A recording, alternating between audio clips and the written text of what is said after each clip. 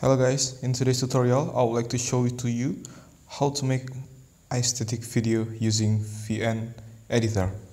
At first you need to open the VN editor and then find the video that you want to make, and after that click the video and then click duplicate, and on the first video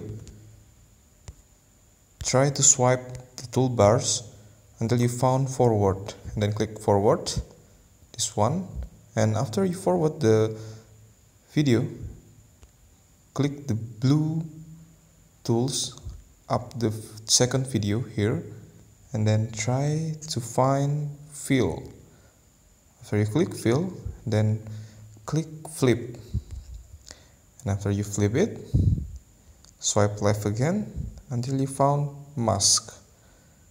In mask toolbar you can click linear masking, click it, double click, and then try to make the mask is invisible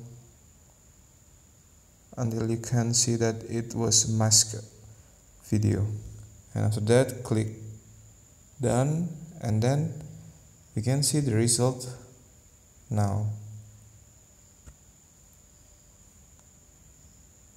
And now it's done. So that's the way how you to make upside down video by using VN editor. Thank you for watching. Don't forget to like, comment and subscribe. See you.